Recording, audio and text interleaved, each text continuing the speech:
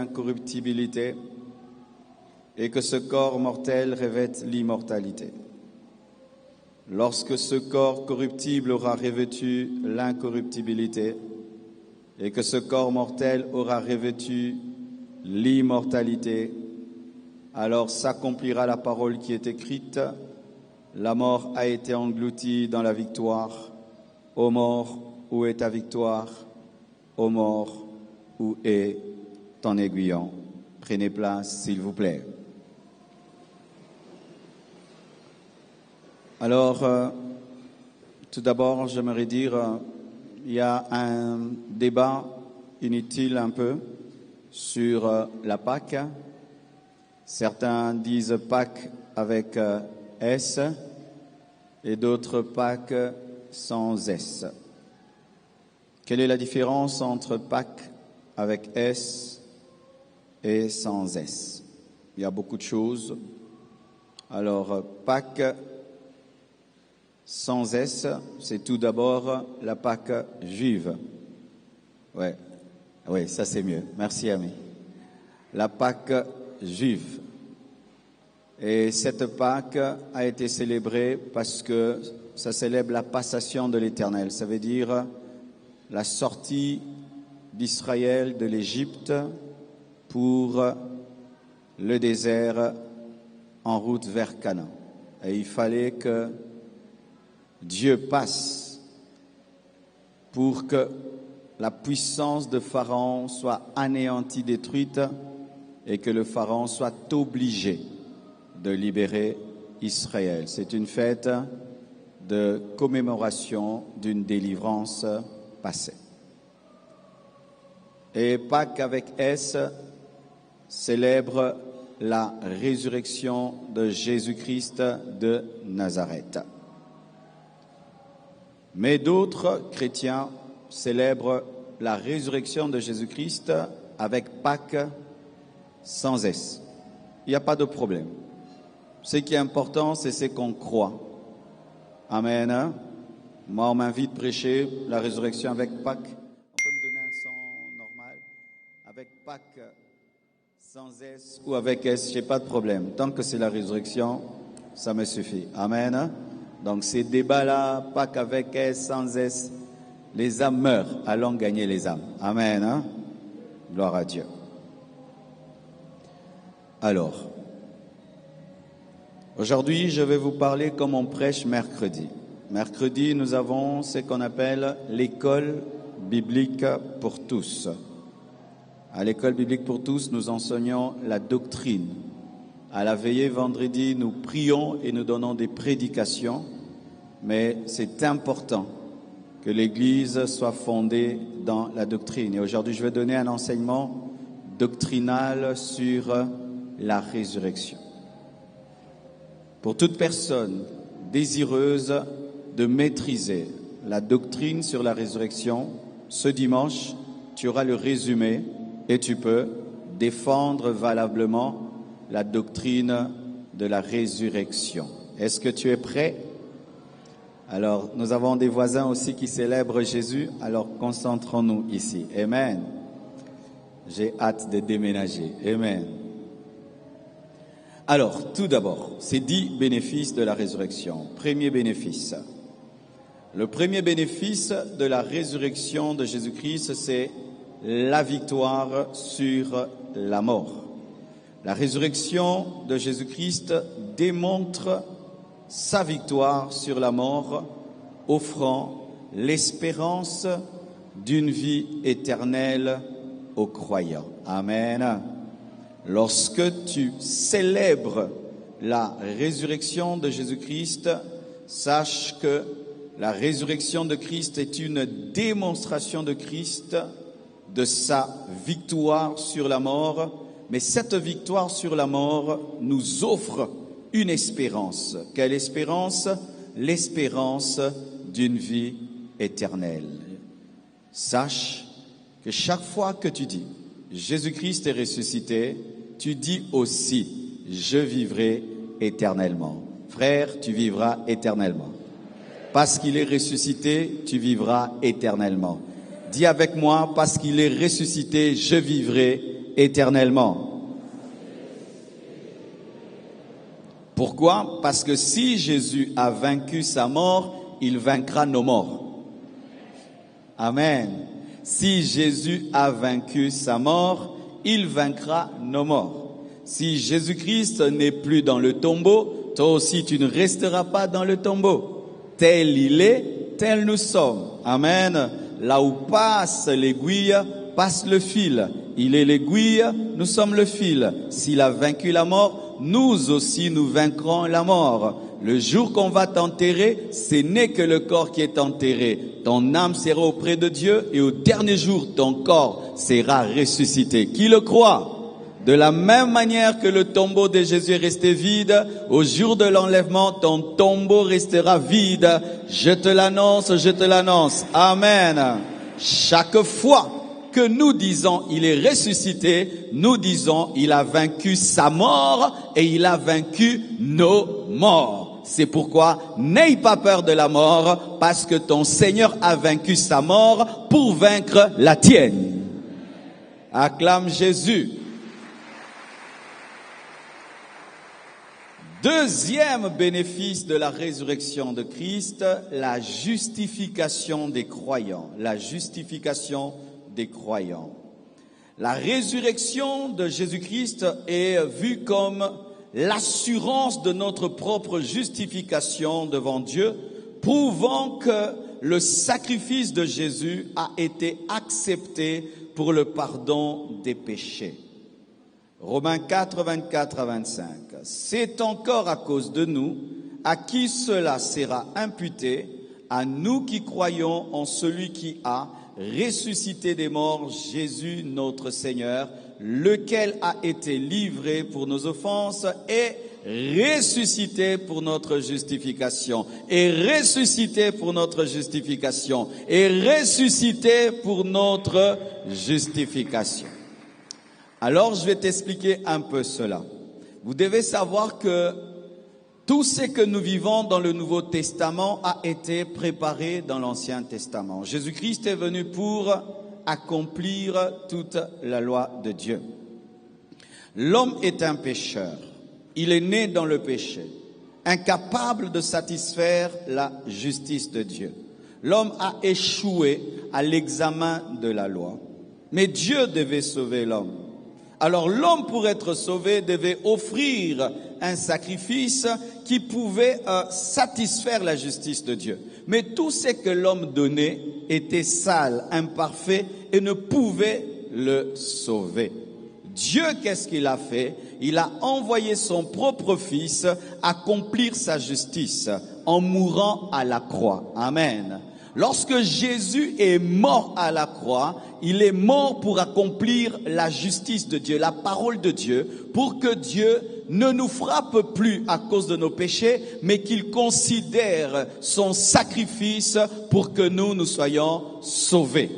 Et sa résurrection est la preuve que le sacrifice a été accepté. Amen. Quand tu dis Jésus est ressuscité, ça veut dire accepté. Jésus ressuscité, ça veut dire offrande acceptée, offrande digne. Et si l'offrande de Jésus est acceptée, donc aussi toi tu es justifié. Frère, la résurrection de Jésus est la preuve que tu n'as pas besoin de mourir pour être saint. Tu es un saint vivant, car les chrétiens n'ont pas besoin d'être canonisés pour être saints. Nous sommes saints pendant notre vie. Tu es juste. Et on appelle ça justification. Pourquoi? Parce que c'est Dieu qui te donne la justice de son Fils, pas parce que tu as fait, mais parce que tu as cru. Et pour que ce système puisse être agréé, il faut la résurrection de celui qui est mort pour qu'on dise que quiconque croit en lui devient juste par sa résurrection. La résurrection de Jésus-Christ est l'authentification de la certitude du salut par son œuvre. Oh, donne-moi l'amen, hein. C'est comme on prend de l'or. Tu dis c'est de l'or, je doute que c'est de l'or. C'est de l'or, je doute que c'est de l'or. Dis ok, comme tu doutes, je prends cet or, je mets dans le feu. Tu vas voir, ça va demeurer du feu. On prend l'or, on met dans le feu, l'or brille davantage. On dit ah, c'est vraiment de l'or. Et quand Jésus est ressuscité, on dit tu es vraiment justifié, tu es vraiment sauvé, tu es vraiment justifié. La résurrection de Jésus est une garantie de notre justification. Acceptez. Si Jésus était mort, même avec un péché de la pensée, il n'allait pas ressusciter. Jésus est mort sans péché, sans colère, sans haine, sans rancune. Et il est sorti vivant du tombeau, accepté. Alléluia. Troisièmement, la confirmation de la divinité de Christ. La résurrection atteste l'identité divine de Jésus et son autorité en tant que fils de Dieu. La résurrection de Jésus prouve que Jésus n'est pas seulement un homme, Jésus est Dieu. Jésus est Dieu. Jésus est Dieu. Jésus est Dieu. Jésus est Dieu. Mahomet est toujours dans le tombeau, mais le tombeau de Jésus est vide. Jésus est Dieu. Jésus est plus qu'un prophète. Jésus est plus qu'un homme. Jésus est Dieu. Pourquoi? Il a vaincu sa propre mort. Il a vaincu sa propre mort. Jésus est Dieu. Alors quelqu'un me dit, mais comment tu peux dire que Jésus est Dieu, mais tu nous dis aussi qu'il a le Père? Oui, Jésus n'est pas le Père, mais Jésus est Dieu. T'as mal à la tête? Jésus n'est pas le Père, mais Jésus est Dieu. Parce que Dieu n'est pas un titre. Dieu c'est une nature, Père c'est un titre. Oracle est un homme, Marcelo est un homme. Oracle c'est le fils, Marcelo c'est le Père. Dans la dimension de la nature humaine, nous sommes égaux, mais dans le titre, nous sommes différents. Le Père et le Fils sont égaux dans la nature, mais ils sont différents dans la hiérarchie. Le Père a envoyé le Fils prie le Père, mais les deux sont Dieu. Jésus, je suis un humain, Oracle est un humain, Oracle demande à papa humain Marcelo. Nous sommes tous des humains, mais dans des degrés différents. Et le Père et le Fils sont tous Dieu, omniscients, omniprésents, omnipotents. Mais dans l'organisation de la divinité, le Père est au-dessus du Fils, mais le Fils est Dieu comme le Père. De la même manière, pour le Saint-Esprit, je vais expliquer ça le jour de la Pentecôte. Le Saint-Esprit n'est pas une puissance. Le Saint-Esprit n'est pas une colombe. Le Saint-Esprit n'est pas un feu. Le Saint-Esprit n'est pas l'huile. Le Saint-Esprit est Dieu. Donne-moi l'amen. Donne-moi l'amen. La résurrection de Jésus démontre qu'il est Dieu et qu'il est fils de Dieu avec puissance et autorité. Nous ne prions pas un ange, nous ne prions pas un homme, nous prions Dieu. Nous prions Dieu. Et notre salut ne vient pas d'un homme, notre salut vient de Dieu. C'est Dieu lui-même qui est mort à la croix, mais devait prendre la forme humaine pour mourir, parce que s'il garde la forme divine, Dieu ne peut mourir comme Dieu, il ne peut mourir que comme homme. Mais comme il était à la fois Dieu, homme, Dieu, il ne pouvait aussi demeurer dans la mort, parce que Dieu ne peut mourir. Ainsi par son humanité, il touche à la mort, mais par sa divinité, il touche à la résurrection. En français, Dieu est intelligent. Dieu est intelligent. Dieu est intelligent. Alléluia. C'est ça. Quand tu dis Jésus est ressuscité, tu dis Jésus est Dieu. Quand tu dis Jésus est ressuscité, tu dis c'est accepté. Quand tu dis Jésus-Christ est ressuscité, ça veut dire je vivrai éternellement. Ah, j'aime ce que je prêche ce matin. Romains 1, verset 4 le dit. Et déclaré fils de Dieu avec puissance, selon l'esprit de sainteté, par sa résurrection d'entre les morts, Jésus-Christ notre Seigneur, déclaré fils de Dieu avec puissance. Quand on dit que tu es fils de Dieu, tu es Dieu parce que Dieu n'engendre qu'un Dieu. C'est pourquoi on a crucifié Jésus. Si vous ne savez pas, pourquoi les Juifs ont tué Jésus? Parce qu'ils disaient que Dieu était son Père. Et eux savent que si tu dis que Dieu est ton Père, donc tu es Dieu parce que Dieu n'engendre que Dieu. Fils de Dieu, donc Dieu. Sans commencement. Jésus n'a pas commencé sa vie dans le ventre de Marie. C'est le seul bébé qui existe avant sa maman. Et qui a dit à sa maman, maman, donne-moi tel nom. Donne-moi l'amen. C'est le seul bébé qui a créé sa maman. Et qui a choisi sa maman et qui a choisi son nom. Jésus. Alléluia. C'est le seul bébé qui a vécu avant ses ancêtres.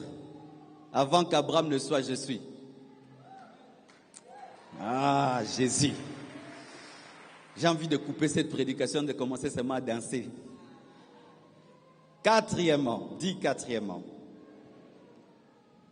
La résurrection est un fondement de la foi chrétienne. Sans la résurrection, la foi chrétienne serait vaine. Elle est la preuve que l'enseignement et les promesses de Jésus sont vraies. La résurrection est le fondement de la foi chrétienne. Mes frères, si Jésus était né, mais s'il n'était pas ressuscité, on ne serait pas sauvé. Si Jésus même était mort et n'était pas ressuscité, eh bien on ne serait pas sauvé. La naissance de Jésus a de la valeur parce qu'il est ressuscité. La mort de Jésus a de la valeur parce qu'il est ressuscité. Parce que s'il naît et il meurt, mais il ne ressuscite pas, il n'est pas différent de Moïse, il n'est pas différent de Paul, il n'est pas différent d'Élisée. Mais ce qui le place au-dessus de tout, c'est sa résurrection. Sans la résurrection, mon frère, la vie chrétienne est foutue, détruite. Si Jésus n'est pas ressuscité, nous aussi on ne va pas ressusciter. Et s'il n'y a pas de résurrection, il n'y a pas d'enlèvement. S'il n'y a pas d'enlèvement, mes frères, il n'y a pas de tribulation. S'il n'y a pas de tribulation, il n'y a pas de noces de l'agneau. S'il n'y a pas de noces de l'agneau, il n'y a pas la guerre d'Armageddon. S'il n'y a pas la guerre d'Armageddon, il n'y a pas le millénium. S'il n'y a pas le millénium, il n'y a pas la nouvelle Jérusalem céleste. Pour que tout ça soit, il faut qu'il ressuscite. Et il est ressuscité. Et il est ressuscité. Et il est ressuscité. Et il est ressuscité. La résurrection est la fondation du christianisme. Que quelqu'un t'amène à douter de tout, sauf en la résurrection de Jésus. Frère, doute de tout, mais ne doute jamais de sa résurrection. Une fois que tu doutes de la résurrection, tu es perdu. Le jour qu'on m'a amené en Israël pour visiter le tombeau de Jésus, les gens ont cru que j'allais tomber dedans. Merci Jésus, tu es ressuscité. J'étais tout calme. Pasteur, comment tu ne vibres pas? Je le savais. Depuis longtemps, j'ai toujours su qu'il n'était pas dans le tombeau. Pourquoi? Ma vie est la démonstration qu'il est ressuscité. Il m'est apparu. Il a changé ma vie. Il m'a libéré. Il m'a donné le pouvoir. Jésus est ressuscité. Jésus est ressuscité. Il n'est pas dans le tombeau. Donne-moi la main. Mais j'aimerais vous dire une vérité sur le tombeau de Jésus. Si tu vas en Israël, il y a deux tombeaux de Jésus. Il y a les tombeaux des catholiques et les tombeaux des protestants. Tu choisis ton tombeau. Mais moi, ça ne me dérange même pas. Si même on me disait que les deux tombeaux là qu'il y a là-bas, ce n'est même pas son tombeau, ça ne me dérange pas. Mettons qu'il y a 1000 tombeaux de Marcelo. Maintenant, vous vous perdez parmi les tombeaux. Mais si je ne suis plus dedans, je ne suis pas dedans, même si vous vous perdez. Moi, je ne suis plus là-bas. C'est votre problème archéologique. Ah. Alors, comment ils sont arrivés à dire, oh, ça c'est le tombeau de Jésus. C'est pas qu'il y avait un feu dessus, hein. Oh, vous savez, non. On a dit, Joseph d'Arimathée a vécu de quel côté? Par ici. Il paraît qu'il avait un jardin par là-bas. Hein, le jardin peut être par ici. Et où est-ce qu'il pouvait mettre son tombeau? Ça pouvait être par là. Parce qu'il y a eu beaucoup d'événements qui se sont passés en Israël. Et vous savez, même quand tu te promènes à Jérusalem, la vraie Jérusalem où Jésus a vécu n'est pas celle où tu marches. Hein. C'est en bas. Hein. C'est en bas. Il faut vraiment creuser pour vivre, aller là où Jésus a marché. Hein. Amen. Hein. Donc quand on marche à Jérusalem, là où Jésus a vécu, c'est en bas. Vous êtes choqués? Pour rien.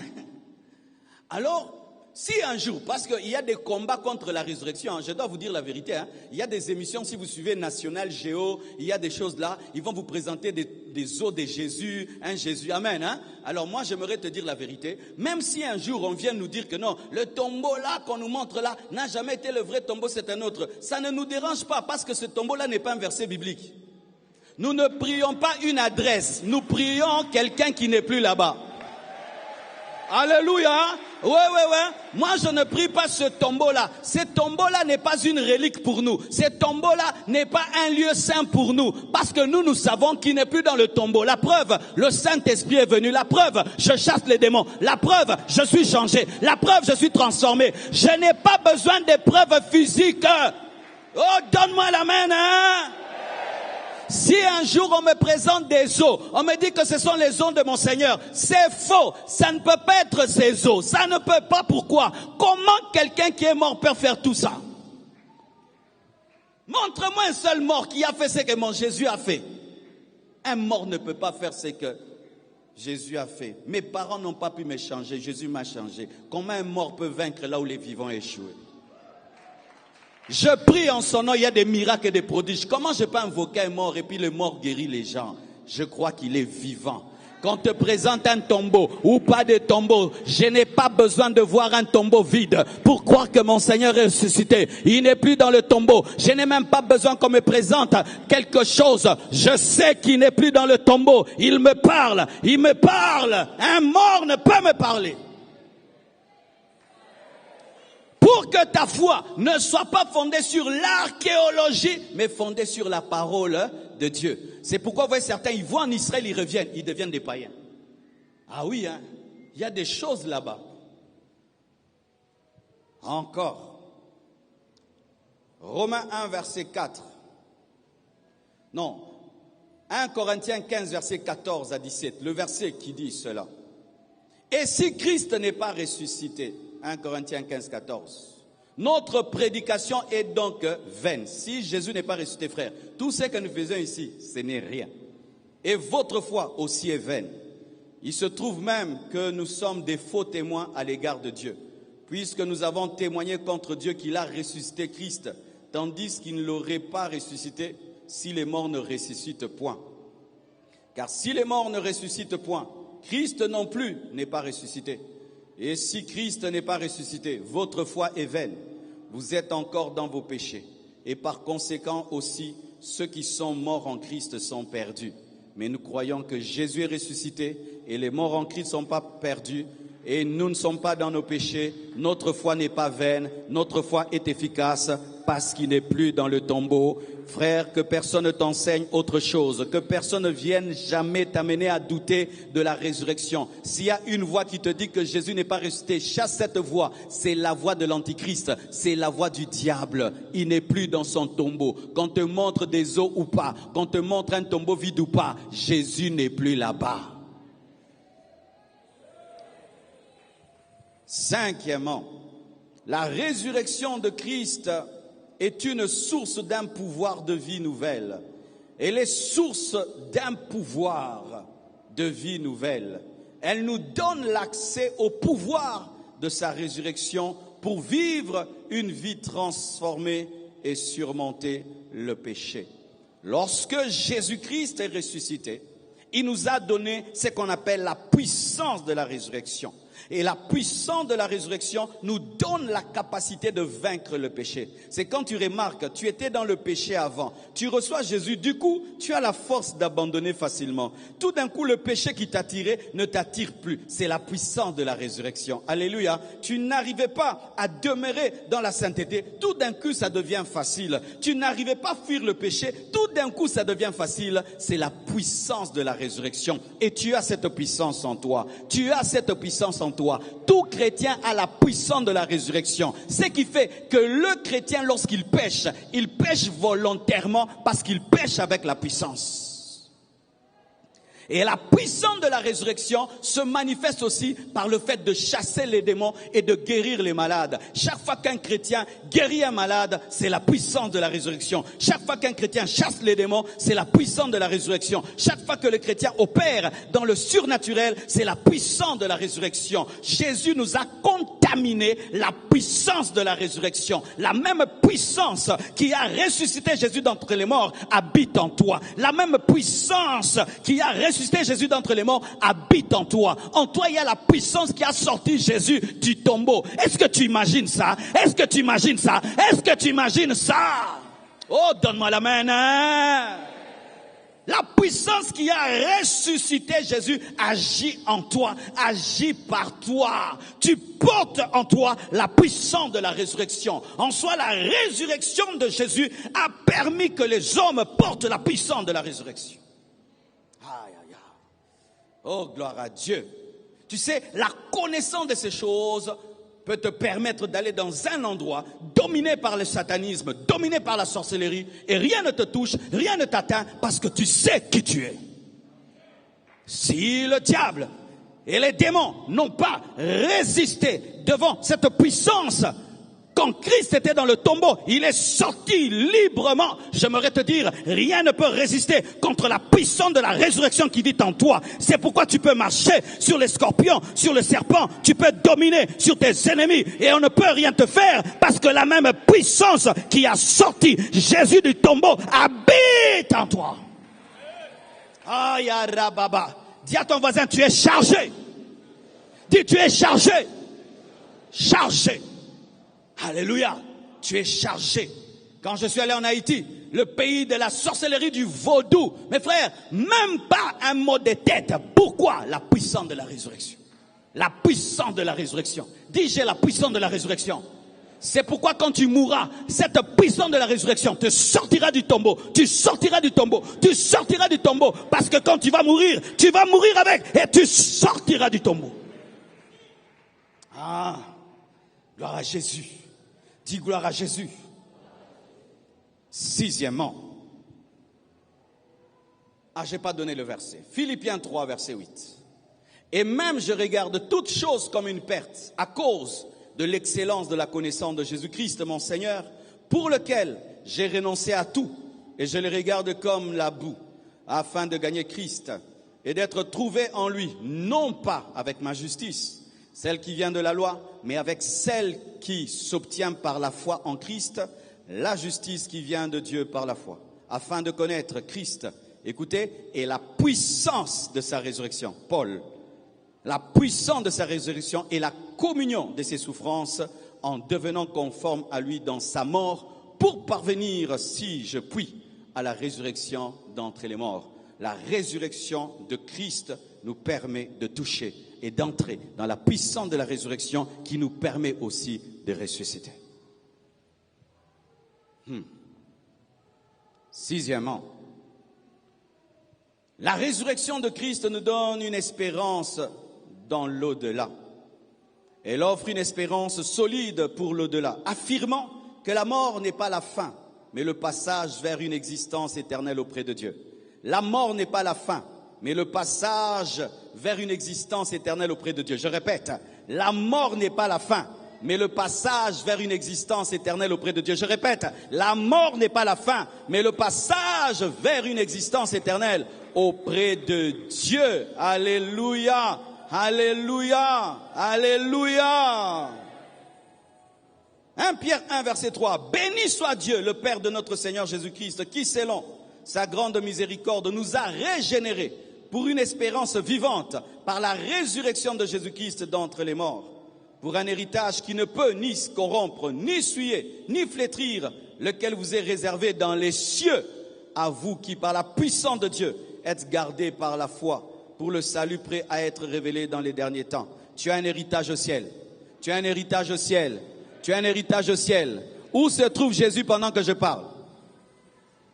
Il est à la droite de Dieu le Père et il est en toi. Les deux dimensions vont se rencontrer. Jésus est à la droite de Dieu le Père et il vit en toi. Un jour, la dimension de celui qui est à la droite de Dieu le Père va attirer la dimension qui est en toi et tu iras au ciel. Tu as une récompense au ciel. Tu as une récompense au ciel. Si Jésus, ton mari, est au ciel, tes bijoux aussi sont au ciel.